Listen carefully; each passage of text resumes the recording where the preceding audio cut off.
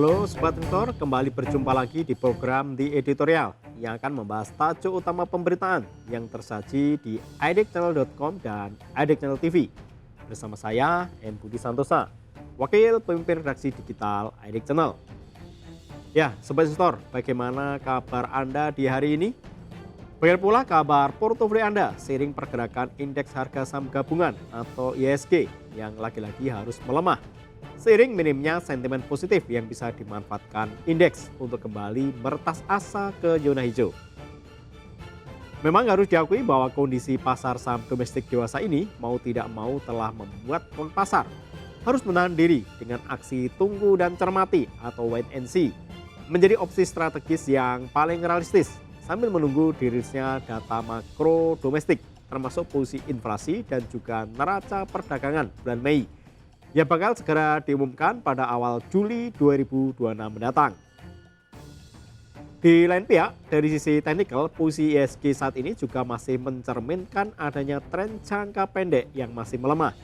Sehingga dengan bauran pertimbangan tersebut, rasanya sulit bagi pelaku pasar untuk dapat berharap bahwa indeks mampu menguat dalam waktu dekat. Maka strategi baru apa yang bakal Anda siapkan guna menyambut perdagangan bulan Juli ketika kondisi pasar diyakini masih serba tak menentu dengan tingkat volatilitas yang juga masih cukup tinggi? Apakah menahan aset dalam bentuk cash agar tak tergerus oleh potensi pelemahan indeks atau justru saatnya menggelontorkan dana lebih ke pasar guna menyerok saham-saham potensial yang harganya sudah terdiskon cukup dalam? Ya, terlepas seperti apa pilihan strategi yang telah Anda siapkan, sikap awas dan waspada terhadap segala indikasi dan market alert yang tersaji di pasar tentu masih jadi senjata andalan dan sangat dibutuhkan bagi pelaku pasar sebagai bentuk mitigasi risiko atas segala potensi yang masih bisa terjadi baik di pasar saham domestik maupun bursa global. Seperti halnya market alert terkait kabar terkini dari kondisi politik global, di mana upaya perdamaian yang tengah digagas oleh berbagai pihak dari negara sahabat terhadap perseteruan Amerika Serikat dan Iran rupanya masih jauh panggang dari api. Karena faktanya meski sejumlah langkah perjanjian telah disusun rapi dan bahkan telah sempat ditandatangani oleh kedua belah pihak, namun seperti yang kita ketahui, perang untuk kesekian kalinya kembali pecah. Aksi saling serang kembali terjadi dan opsi perdamaian kembali lagi harus dibangun dari awal seperti semula. Seperti yang terjadi saat ini, di mana nota perdamaian yang telah resmi ditandatangani sejak 19 Juli 2026 dan telah disambut hangat oleh sebagian pasar publik dunia hingga beri imbas positif pada harga sejumlah komoditas strategis global. Namun faktanya segala upaya positif tersebut kembali harus kandas oleh serangan drone bunuh diri yang dilancarkan Iran kepada kapal kargo berbendera Singapura, Ever Lovely, yang melintas usai dibukanya akses lalu lintas di kawasan Selat Hormuz. Menurut versi Iran, serangan terpaksa harus dilakukan lantaran kapal Singapura melintas di luar rute yang telah ditentukan oleh pihak Iran melalui otoritas Selat Teluk Persia Iran atau Persian Gulf Strait Authority alias PGSA yang memang baru saja dibentuk sebulan lalu untuk secara khusus bertugas mengoperatori seluruh aktivitas lalu lintas laut di Selat Hormuz. Menurut pihak PGSA bahwa sejumlah peringatan telah disampaikan agar kapal Ever Lovely mau berpindah jalur dan kembali masuk pada rute yang telah disiapkan. Namun PGSA mengklaim bahwa seluruh peringatan tersebut tetap tak diindahkan dengan kapal Ever Lovely tetap melaju lewat rute yang berada dalam perlindungan keamanan PGSA. Sehingga mau tidak mau opsi serangan terpaksa dilancarkan guna menegakkan peraturan yang telah PGSA tetapkan di Selat Hormuz. Di lain pihak, seolah mendapat alasan, Amerika Serikat seketika juga kembali angkat senjata dan melancarkan sejumlah serangan ke titik-titik strategis Iran. Dan kemudian juga direspon balik oleh pihak Iran dengan menyerang sejumlah pangkalan militer Amerika Serikat yang ada di negara-negara Timur Tengah.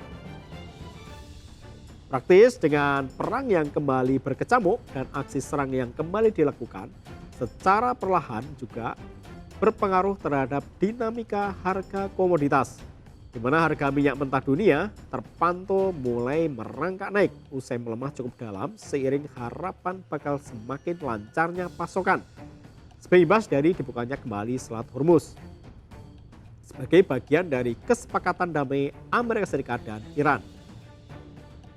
Namun sejurus kemudian Presiden Amerika Serikat Donald Trump menyampaikan klaim sepiaannya usai menggelar pembicaraan perdana dengan Oman soal skema pengelolaan Selat Hormuz sebagai bagian dari poin-poin kesepakatan damai.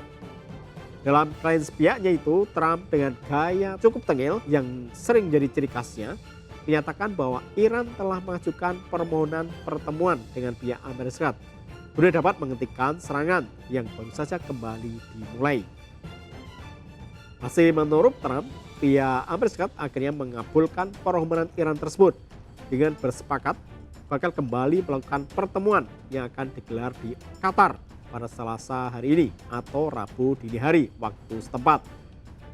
Klaim Trump tersebut diperkuat oleh statement dari juru bicara Gedung Putih, Karoline Leavitt, yang menyatakan bahwa pihak Amerika Serikat bakal mengirim utusan yang terdiri dari Steve Witkoff dan penasihat sekaligus menantu Trump yaitu Jared Kushner yang akan terbang langsung ke Doha untuk merumuskan poin-poin kesepakatan baru.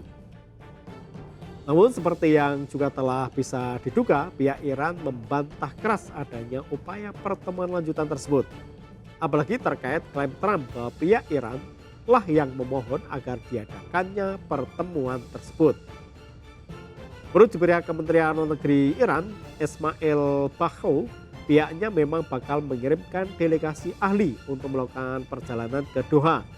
Namun ditugaskan untuk keperluan lain dan sama sekali tidak ada jadwal pertemuan dengan perwakilan Amerika Serikat. Justru Baghouti memastikan bahwa sikap Iran saat ini sudah jelas, yaitu tahap negosiasi yang akan terjadi belum akan memasuki tahap akhir. Dan bahkan pihak Iran juga menegaskan bahwa tidak akan ada upaya pertemuan untuk keperluan negosiasi dengan pihak Amerika Serikat yang bakal digelar dalam waktu dekat. Dalam hal ini, Baghouti juga menggarisbawahi bahwa yang menjadi concern Iran saat ini adalah terjaminnya upaya implementasi dan pelaksanaan atas nota kesepahaman yang telah disepakati. Dengan juga menegaskan bahwa Iran sama sekali yakin dan merasa sama sekali tidak melakukan pelanggaran atas nota kesepahaman yang telah ditandai tersebut. Justru dengan perkembangan kondisi yang demikian, publik dunia kembali bertanya-tanya tentang niat tulus dari kedua pihak untuk benar-benar mau mendorong terjadinya perdamaian di masa mendatang. Pertanyaan ini sepertinya layak untuk mengungkap mengingat dengan terus berkecamuknya perang harus diakui tetap ada pihak-pihak yang diuntungkan sehingga sangat logis bila pihak tersebut kurang berminat dan justru menolak adanya opsi perdamaian antara Amerika Serikat dan Iran ini. Ketentuan tersebut diantaranya secara tidak langsung juga tidak rasakan oleh Amerika Serikat di mana dengan kondisi perang yang terus berlangsung maka belanja peralatan perang dan segala amunisi pendukungnya jadi terus berjalan dan mengingat mayoritas produsen alat perang adalah perusahaan Amerika Serikat, maka sedikit banyak terus berlangsungnya perang juga membawa keuntungan bagi mereka semua.